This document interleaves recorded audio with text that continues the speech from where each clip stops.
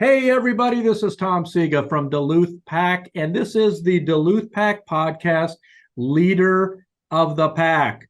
And we always talk about entrepreneurs being leader. We have a true entrepreneur with us today. We have Kristin Hill, the owner of Duluth Yoga, and as well a physical therapist, which, yeah, you guys are awesome. I love physical therapists. They relieve a lot of pain, and I guess yoga. I'm going to learn whether yoga gives me more pain or whether it relieves some pain as we go here. So, Kristin, welcome. Thank you. Thanks for having me. Oh, it's I can't wait to learn more about yoga. I've heard that it's very, very difficult from people close to me, and they go, "Well, you should come and try." And it's like, well, I don't want to have a heart attack from what you're telling me. But before we get to all that, Kristin, tell us all about you because we want to learn, what was your journey and your path. But before that, where did you grow up? What was your childhood like? We're trying to get inside the head of entrepreneurs and how they thought as a kid as well. Okay. Yeah, well, I did grow up here in Duluth. I actually grew up 3 blocks from where I live now. So that's kind of fun. And I only live less than a mile from the studio. So keeping it all really local, I would say. I had a really fun childhood. I have an older brother who is 6 years older than I am. I have twin sisters who are 2 years older than I am. So there's four of us in total.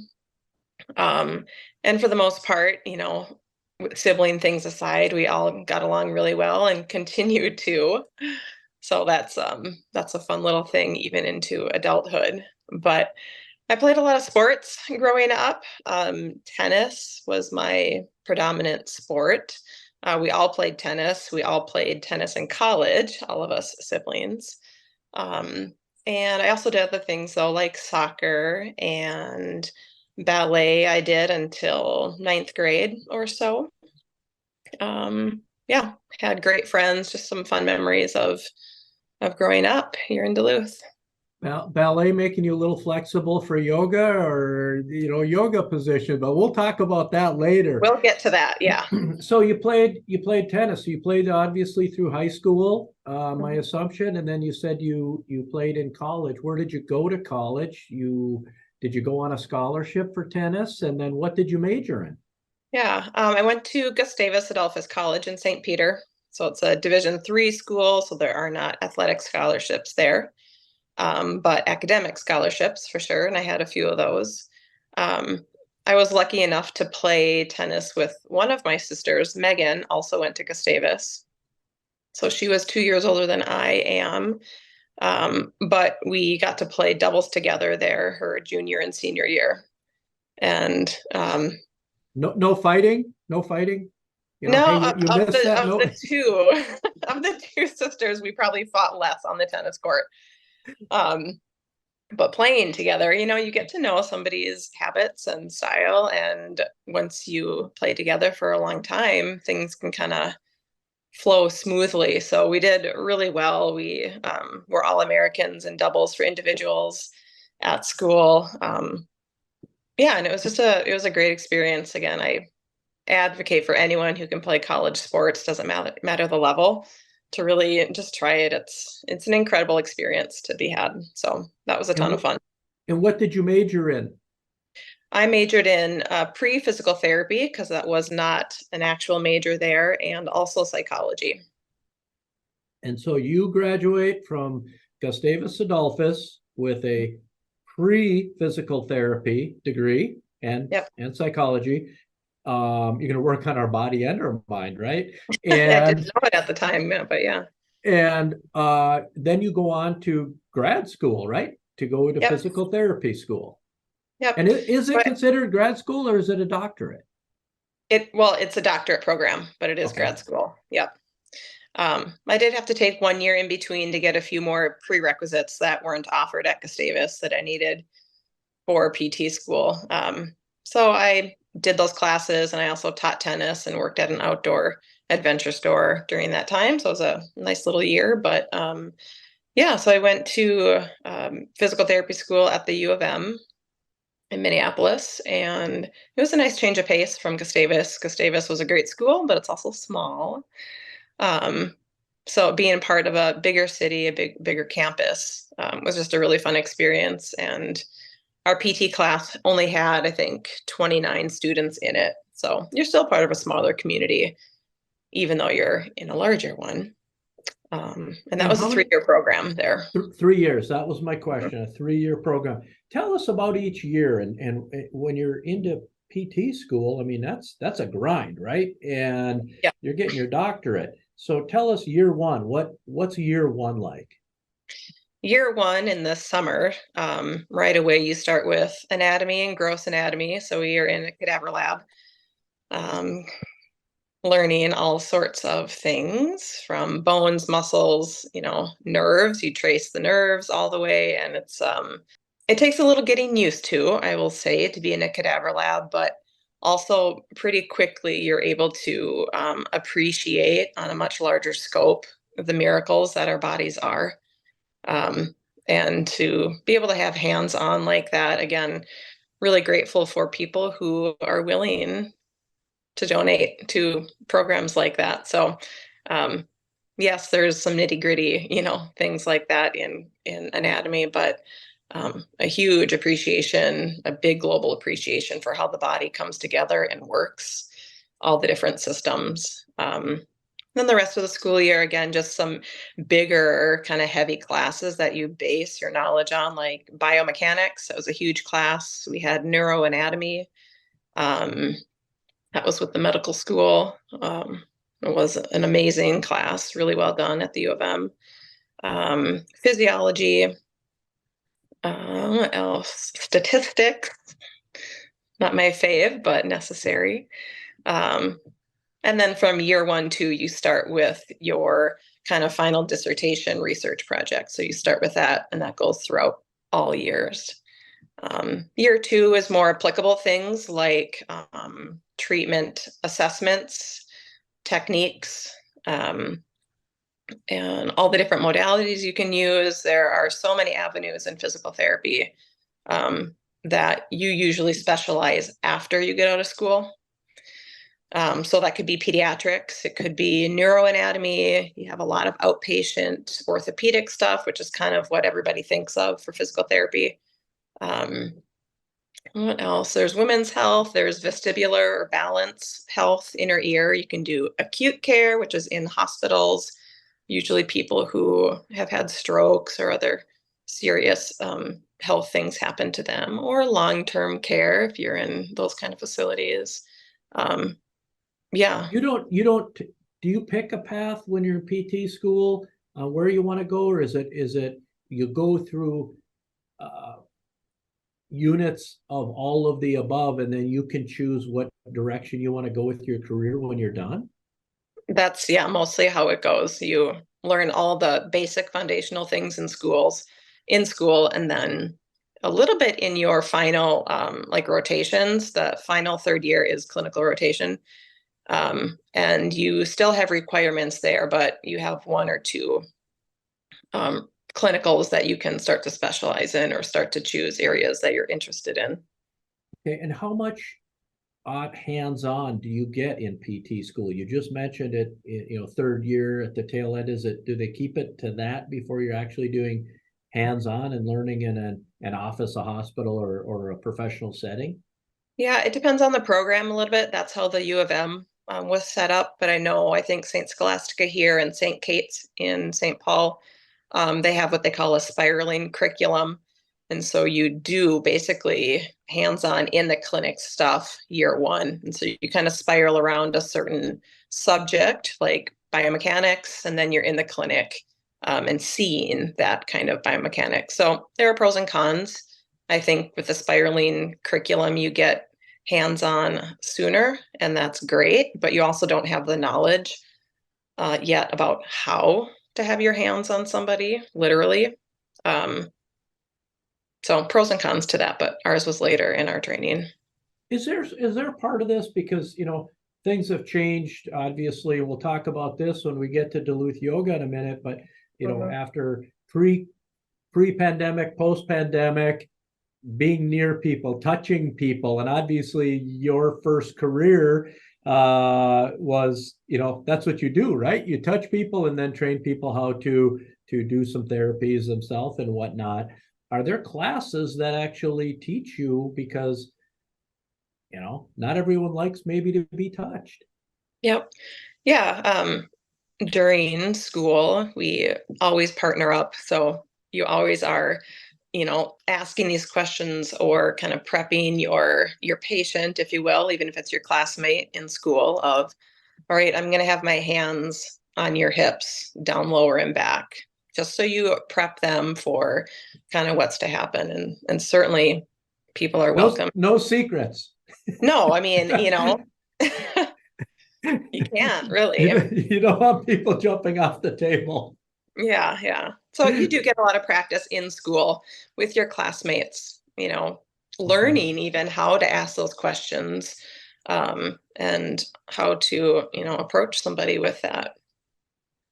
When you hit your third year of PT school, did you have a path that, hey, this is where I want to go? You had mentioned pediatrics or acute care and all these other things you had mentioned. Did you have a path that it's like, hey, here's where Kristin wants to go? Yeah, I kind of always had in mind orthopedics or sports medicine, just because of my personal background that interested me the most. Like I said, I grew up doing a lot of sports, and I had my own pretty big injury in high school, that I had to go through surgery and rehab, and it just made a huge difference in my life. And I love to move and be healthy. And if I can help somebody else do that, then awesome. I would love to try. It's interesting you say that, because I actually have a friend who 1 week ago had a new hip put in. I'm in a different generation than you, just FYI. And I had another friend that early this week had a new knee put in, and I've talked to both of them, and I'm like, how's PT going? And they're like, it's amazing. Both of them. I think the stigma is, if you've never been through it, that, oh my goodness, they're gonna bust my butt here, Yeah. and I'm really gonna hurt. But it's the way we get better, I believe. And I know I've been through it, because I have major sciatic issues and from a Yeah. bad back. And oh my goodness, PT for me, I can tell you, I just want to hug, physical therapist after they're done with you. Yeah, I mean, I've even been to physical therapy, post school, and usually it's my coworkers that I'll go see or go to their house real quick for a tune up on something. But because we all specialize in different things, sometimes subtle differences, but sometimes huge differences, I'm always so impressed with the knowledge that physical therapists have. And I think it's underrated and maybe not so appreciated, because I think physical therapists are also very good at speaking in plain language and making the knowledge accessible, that I think the general public may not be able to truly appreciate what a physical therapist knows. What's interesting is, when I was going through some, literally this year with my back, I ended up in the hospital, and it was rehab through some physical therapy. But I only saw the physical therapist once. And I went home with a stack of sheets. And what I was told, and it rings in my head all the time, is, but now you have to do this. Yeah. And you have to do it regularly, or it's not going to help you. You can't just come here once and think that this is going to be the do all end all. And literally 7, 8, 9 months later, I'm doing it, and it makes me feel better. Mm-hmm. Yeah, it's not a coincidence. And some people just learn a little bit slower. Sports medicine. So what was your first job after you graduated with your doctorate in physical therapy? Yeah, well, one of my clinical rotations, my final one, was at Fairview University Orthopedics Clinic, which is on the West Bank down at the U of M. That wasn't my first job, though. After I graduated, I worked for the Institute for Athletic Medicine in St. Paul for about a year or so. And then a position opened up at UOrtho, or that Fairview University Orthopedics. So I was able to transfer. It was still under the Fairview umbrella. So That was the clinic that I really identify with and learned so much there as a student and as a staff PT. As a staff PT in sports medicine, what kind of injuries were you helping and what kind of athletes? Yeah. Well, we did see so many cool regular people too, because they certainly come to orthopedic clinics, but some really high level athletes came through, including freestyle, like Olympic level freestyle skiers. Um, we saw football players, cross country. We got a lot of athletes from the U and surrounding colleges. We even had what are they called? The people who lead the band, like at football games. That was one of the coolest patients. He had such a good attitude. What does a person like that, what do they blow out that they have to go get PT? They're back. Really? Yeah. Yeah. I mean, they are part of the show, I think, when they're, the leader of those the bands in a huge like Big Ten football game. So they have to put on a show. Anyway, he was a super cool guy, one of my favorite patients there. Um, but that clinic was really neat. It was set up in a way where our wing, I guess, of the floor was physical therapy, and all the rooms were around a main gym space. So when you came out of your room, or if you're working in this main gym space, it almost felt more like a community. Wasn't such like a hush hush private thing, even though certainly we kept people's information private and respectful, all those sorts of things. But you'd have patients and other therapists commenting on like, you look great, you've made a ton of progress. And so to have that kind of a community feel within a physical therapy clinic was really fun. And then the other part or wing of the clinic is where the surgeons had their offices. And they saw a lot of follow-up patients there. So it was really common for surgeons to come down and watch therapy.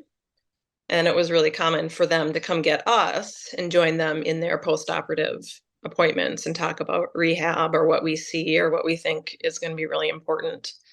Because one of the things I always remember, and I try to tell people too, is if you have surgery, that's great. Hopefully, the structure gets fixed, but you're really only as good as your rehab when you get surgery. So it is a huge team effort between the surgeon and the therapist and the patient. Have you ever been able to sit in on any surgeries so that you learn even deeper, some of the structure that's being worked on and repaired before you are going to go in and do the therapy? Yeah, I've been in on rotator cuff surgeries, on hip replacements, and on knee replacements, and it's very interesting and impressive. I think you have to have the stomach for it. And when people come out of surgery and they say, "Oh, like I'm so sore, I have so much pain," it's like it's okay that you have that kind of pain right now, because basically what they're doing is carpentry of your joints. So that's not delicate. Yes, they're very skilled and have fine motor, but it's carpentry. So they're, taking pieces off, gluing things on, lining up the angles. It's not like a gentle thing. It's interesting because So I've talked to orthopedic surgeons before and they said, oh goodness, by the time we're done with some surgeries, we're sweating like crazy because it's a lot of work. And they said, boy, I'll tell you know what? Carpenters think they have cool tools. So do we. yeah. Yeah, you have to be strong. I won't get into it because I don't want to deter somebody from getting a surgery they might need. But yeah, it takes a lot of strength, I think, from some of those surgeons. So let's transition a little bit. So you're a physical therapist. And where does this whole idea of yoga come into your mind, Kristin?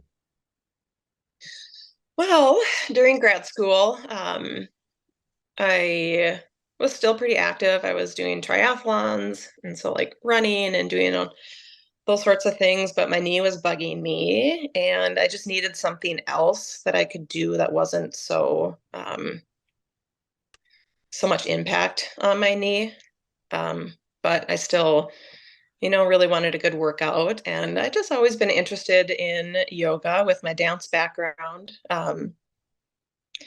And so I just did a Google search, honestly, and found a local studio that had one free week. And I went, and from the first class, I was hooked. At that, In the very first. so you were hooked personally doing yoga. How long did it Yeah. take you then to go, hey, guess what? I have a great career as a physical therapist, but geez, oh Pete, I got spare time on my hand. I'm going to go open my own business. Yeah, it was my first year of working as a physical therapist that I did my first teaching certification course. That's a 200-hour certification course. And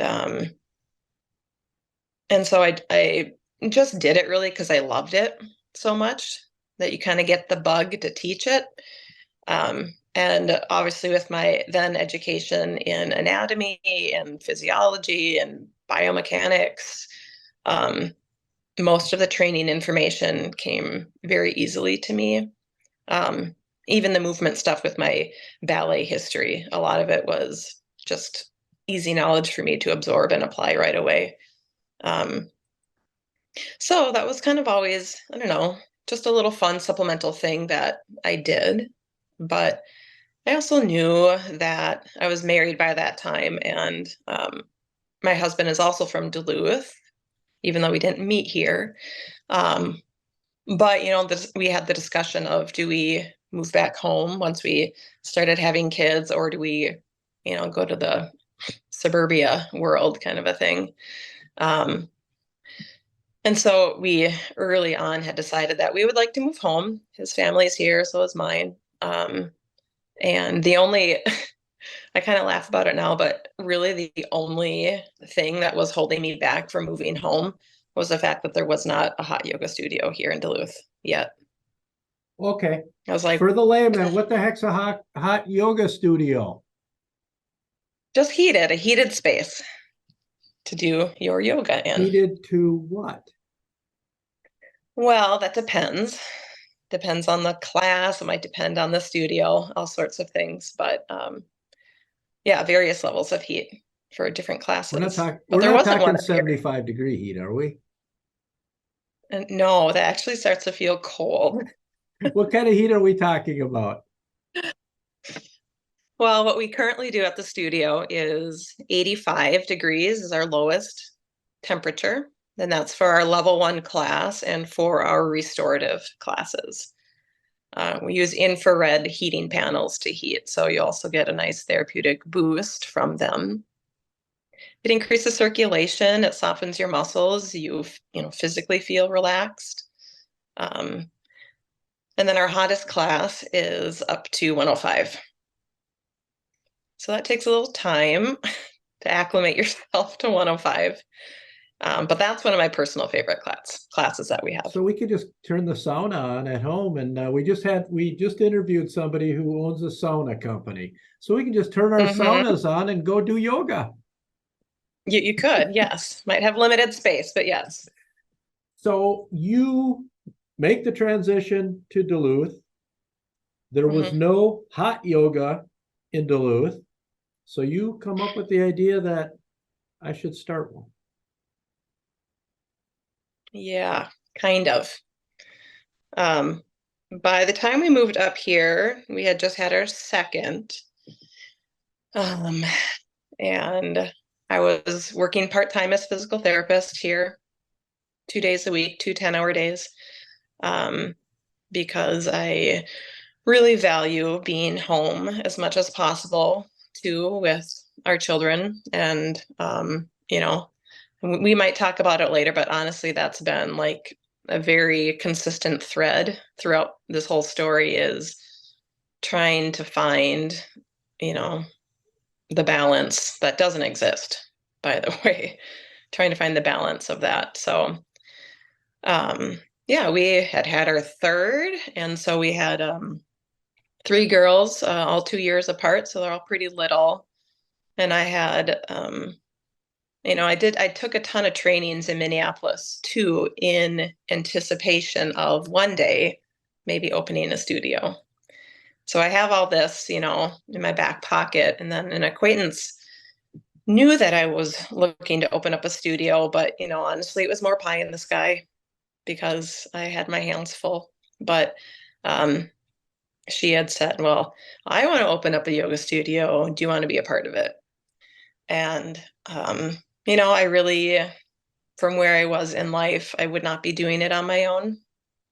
And so I was hesitant because it's a scary thing. But I said, okay, I'm in. And, You took the it was, I did. And it was scary because I knew that I didn't know half of what I was getting into. I knew that I didn't know so much. I was missing a ton of information and knowledge and experience. On the business side of it, you were comfortable with the yoga side, you were comfortable with the physical side. It was the business entity, is my assumption. Yeah. Okay. Yep. Well, let's take a quick pause there because I do want you, Kristin. This is Kristin Hill, folks, of Duluth Yoga, the owner. Give us your website, give us your social handles, and tell everyone where it is in Duluth, Minnesota. Okay.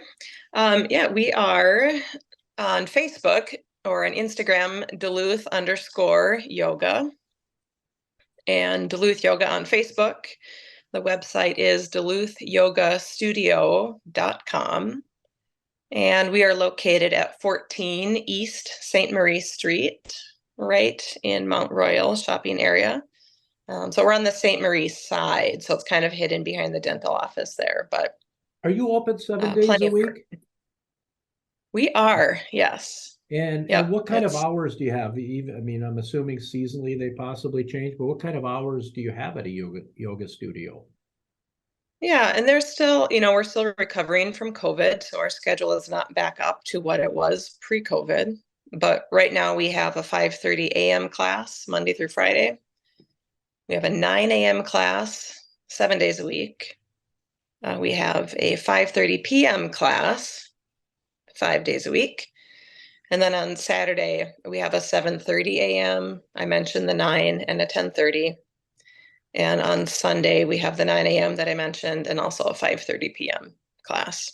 So it's still kind of limited at the studio. Before we carry on, I do want to ask is, how does someone become a certified yoga instructor? Where do you find classes to become certified? Well, these days there are more than you'd care to find online. You can get your certification online. You can go to a 2-week retreat and get your certification. There really are as many yoga certifications as there are people who teach them. So you have to be a little bit careful. You have to know what you're looking for, what style, because there are 1,000 different styles of yoga. I happen just to really like the style of yoga at the studio I was taking, and so that's the certification that I took. But there are a lot of different options. And what is your style then? If there are different styles and you stick to one or a variation of one? Yeah. My 200 hour is in a power vinyasa yoga. In vinyasa, a lot of people think it means breath plus movement. So you combine them together in a very fluid way. That's kind of the, I guess, generic understanding of that style. That word actually means something different. It means to place in a special way. So that's also kind of a cool way to understand yoga practice, is that you're doing things in a very deliberate, intentional way. So that's my 200-hour training. So we're not just sitting there in a quiet room crossing our legs for an hour long. No. Okay. No. Well, let's talk a little bit about that, because I've been told by a couple of birds out there that have been through your personal classes that watch out, because Kristin is going to whoop your butt. And that's a quote. Oh. Well, I'd be lying if I said I hadn't heard that before. That is one specific class. That's the sculpt class that we have at the studio. That would be probably the least yoga-like class that we have. But that's at 90 degrees. It's like pop and club music. You use weights, and it's a ton of fun. It's kind of like a party. And it is really hard. I can teach those classes, and when you lead a group, you gain kind of your own energy for it. But when I take the class, it's a whole different ball game. I barely make it through. So can you go through all the different classes that you have at Duluth Yoga? Because that one, just hearing what you're saying scares me, because yeah, maybe that's not the one I want to dip my toe into on day one. So can you give us like, hey, here would be my recommendation as the professional, the owner, on start here, work your way to here, and someday maybe we get to here. Yes. Okay. So we have our level 1 class. We call it DY1 or Duluth Yoga 1. That is at 85 degrees. So the DY1 is a foundational class. Each pose that you go into or out of or hang out in for a while, you get a lot of information about it from the teacher. You get a lot of cues about your physical alignment in your own body. You get cues about how to engage certain muscles to be safe in your practice. You start to gain information about how your body is different than those around you. So you always need to be thinking, like, how can I customize this to myself when you're taking the class? So it's a lot slower class with a lot more information geared for beginners. Our next level is a DY2, and that is at 90 degrees, 85 to 90. So we bump it up a little bit. So the heat starts to become a factor. That's why we often encourage people, if they're new to heated yoga, even if they're really athletic or in good shape, or if they've done yoga before, to start at the lower levels so you start to get used to the heat. So anyway, the level 2 class expects that you're comfortable with some yoga postures already. So that class will move a little bit faster. You'll have a few more options or advanced options, kind of little places you can branch off and do, a different variation that you already know of, or one that feels good in your body. And it moves a little bit faster. So just a bump up from that. And then we have our level 3 class. That one's at 95 degrees.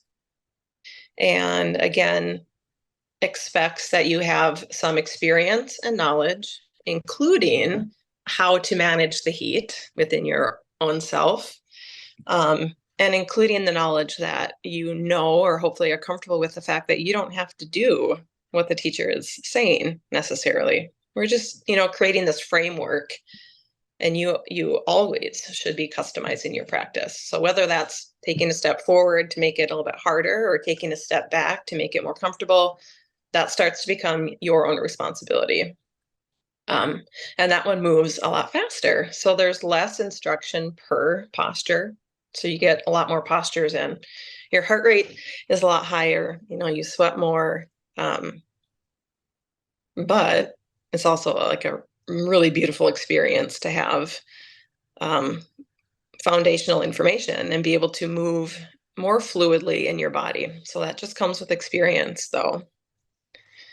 Kristin, question. In yoga, from a layman, we used to hear a lot about there's the physical, the mental, and the spiritual part of that. How does this all play into your role as the owner, but then what you expect out of yourself as an instructor in those 3 frameworks, or any of your instructors? Yeah, that's a good question. Certainly, I think what differentiates yoga a lot from just a regular workout is the awareness factor. And that's awareness of your own physical body. That's awareness and practicing a particular breathing style, which there are a ton of. That's the awareness of what your mind is doing during all of this stuff. So usually our minds are really busy and they jump from one thing to the next, or you're thinking about what you're going to get at the grocery store after class because it's just up the stairs from you. But really trying to be very present on a lot of different levels when you're on your mat practicing yoga. So it is a responsibility of the teacher to remind people or help them learn and practice and explore those kinds of things. And usually with yoga too, either the student can, or usually the teacher will offer up some kind of framework for the class, and it can be different every single class. So when I taught today, for example, I had offer up the idea, or the intention is usually what we call it, of trying to be very present for these 60 minutes. So the class I taught was our sculpt class with weights, and it can get really hard.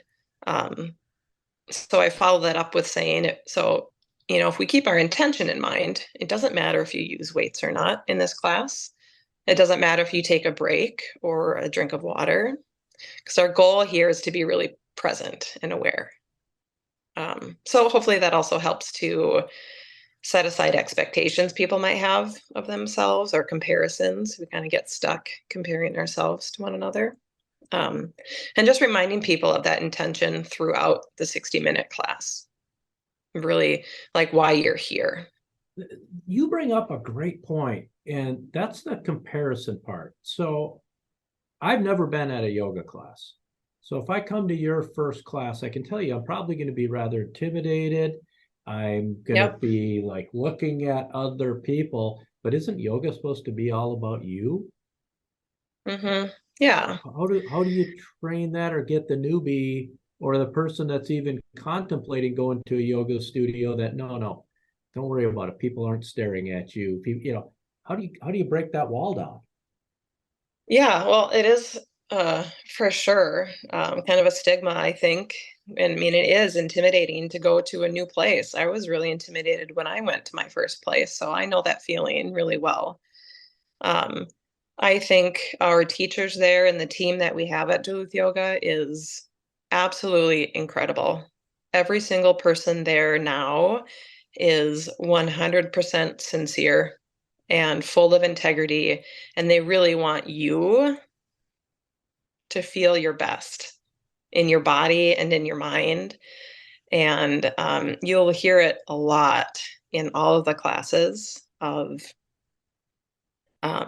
keep your thoughts on your own mat, or set your comparisons aside. I mean, it's said a lot in every single class because we need to be reminded of that. It's a studio full of people who really like to work out, for a lack of a better term. I mean, people who care to take care of themselves. And one whole wall is mirrors. That's a tough thing sometimes, especially for some people. Um, from my perspective, from a physical therapy perspective, using the mirror is really incredible tool for alignment and technique. So, but we for sure get sucked in to seeing or watching other people. And that has a place too, especially if you're learning, and that's okay. It's totally fine. But just being able to keep it in check with yourself, that, you're not here to compare. So what do your day-to-day activities look like as the owner of a yoga studio? You just mentioned, hey, this morning you taught a class, and level 3, right? Hot yoga class. Sculptor. Yeah, yeah. And you also are a business owner. So you have all this stuff that you said that early on, you're like, oh my goodness, I don't know any of this stuff. How do you balance that? Okay, you're an instructor, you're a business owner, and oh, by the way, you're also a physical therapist where you have your other job. Yeah. Uh, You just said it uh, all. yeah. I think I said it earlier, like, I don't know, balance, I don't think exists. It's a very fluid thing, and every day it's different. Sometimes the scales tip in one direction and you have to make an adjustment. And I can say that sitting here right now today, but doing it is a whole nother story. And I think a lot of people understand that. Um, yeah, so I teach 5-ish classes a week, and that does not take into account if I sub classes for people who might be out of town on vacation.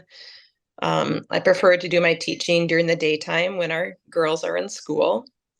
The first couple of years of the studio, I taught a lot, and I taught a lot of night classes. And it burns you out. It does. I was pulling 16-hour days, and my husband and I would like wave in the street as we drove past each other, leaving our little kids home for, that little transition time. So it is really hard.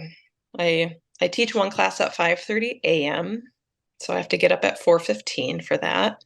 And I'm not a morning person. So it's always kind of a joke when I see people when we are there in the morning, like, okay, you're here, so I'm going to be here, a little accountability there. But otherwise, I teach at 9 a.m. right now.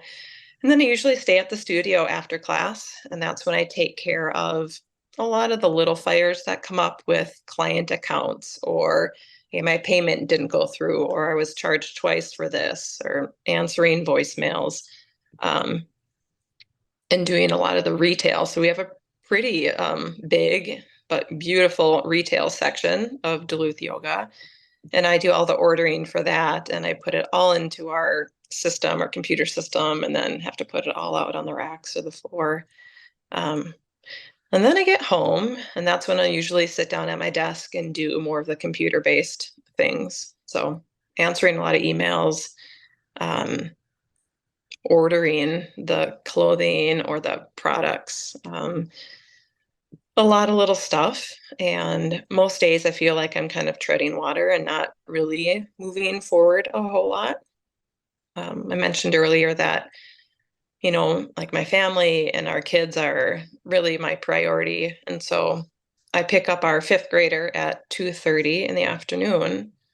So that's not a whole lot of time. And when they start to come home, I really do my best. It's not always probably great work, but I really try to do my best to be present with them here. And I still do, I still get work in the afternoons, but for the most part, I try to be done when they come home. So that's not a whole lot of time, though, to get everything organized Absolutely. before 2:30 in the day. We have busy days. What's the vision for Duluth Yoga?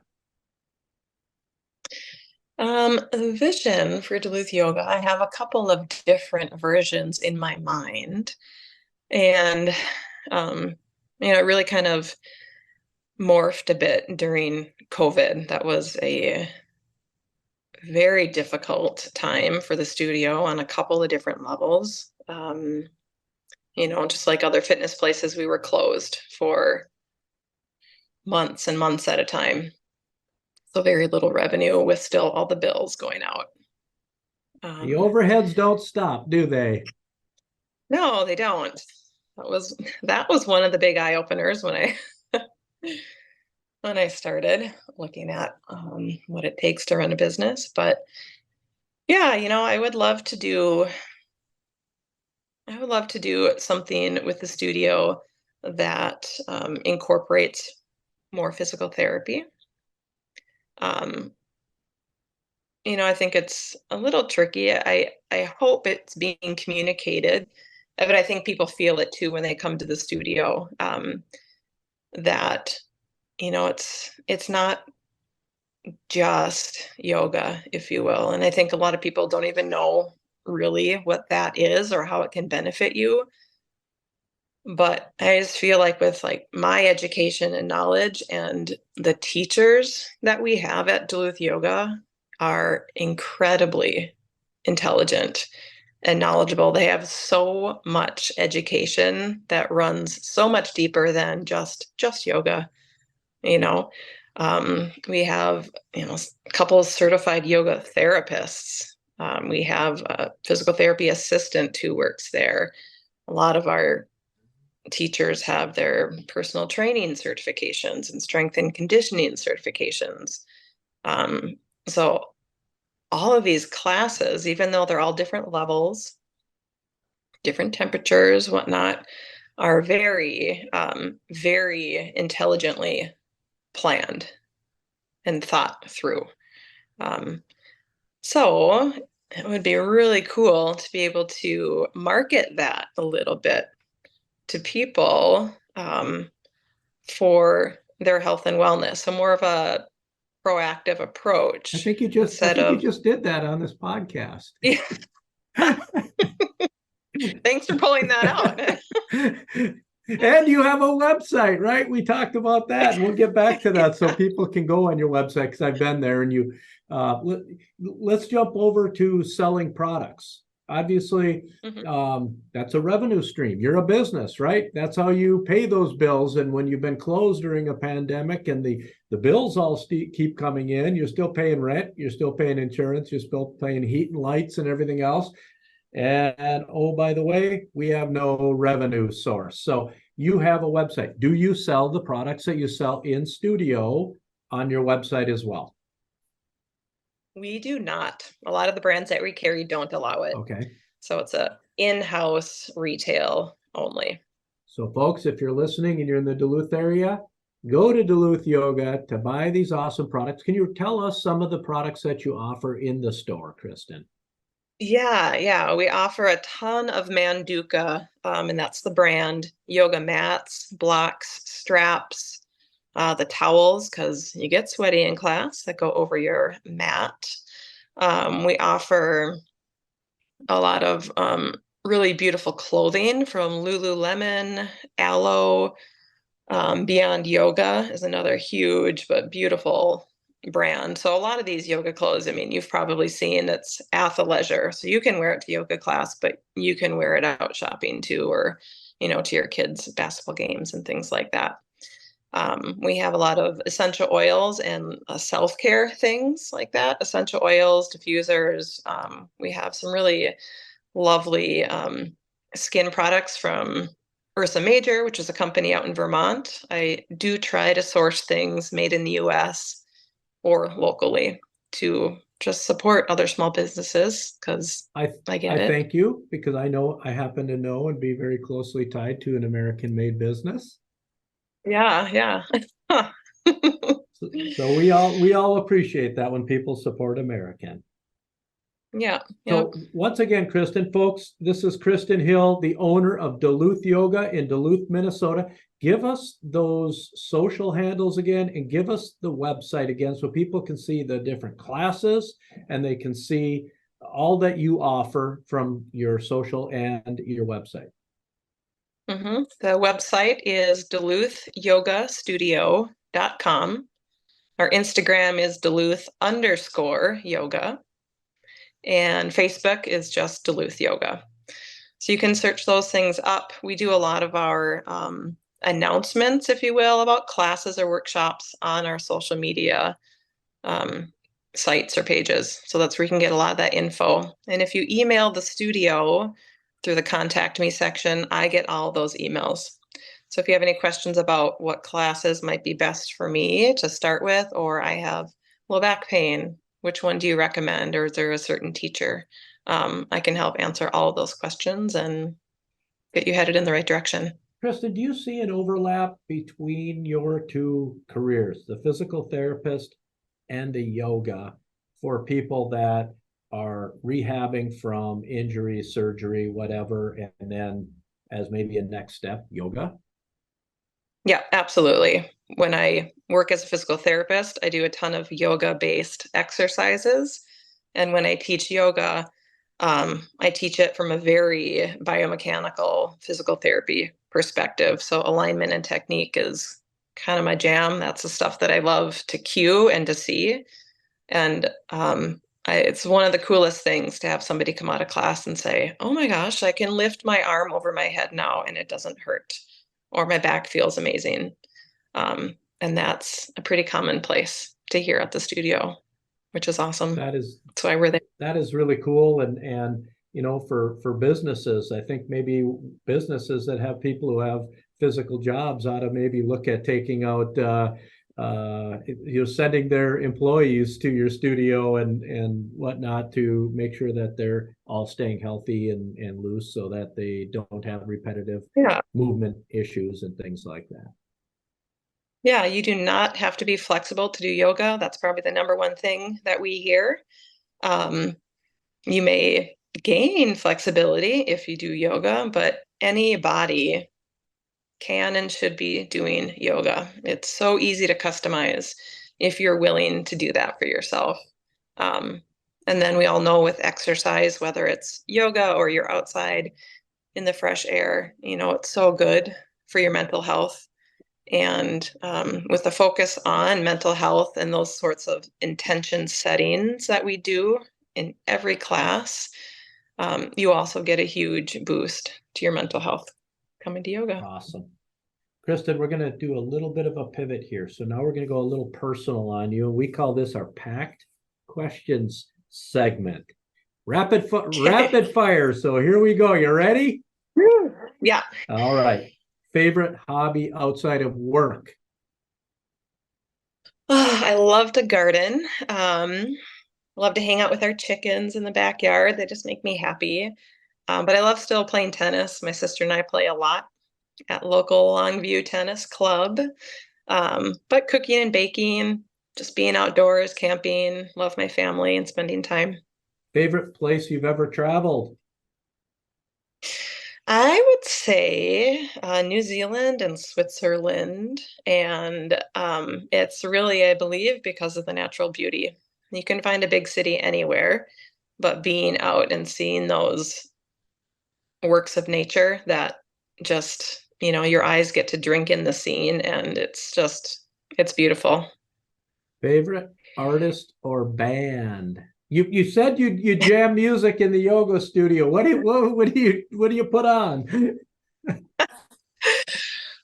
We do. I love music and all genres really. That's funny. It is. It's like a club in that sculpt class. So there's rap music. We listen to club music. But I love like classical piano music too. And even I'll toss in even a like Metallica, because I had a brother when I was growing up in the 80s, an older brother. And so I heard all that music too. So I love it all. Maybe the classical part's a little easier on the mental and spiritual part of it versus Metallica. Yeah, no, I know, I get it. But they all have their place, right? Your favorite food that you would love to just indulge in? We were talking about this at the dinner table the other night, and everyone had a hard time identifying my favorite food. So I don't know if I have an exact favorite food, but I love salty things. I don't have a sweet tooth. I have a salty tooth. So anything with salt, I don't know. Well, you're going to sweat it all out. So what the heck, right? Yeah, right. It's probably why I'm thirsty so much. Yeah. And Kristin, the last one, what's the best piece of life advice you have ever received?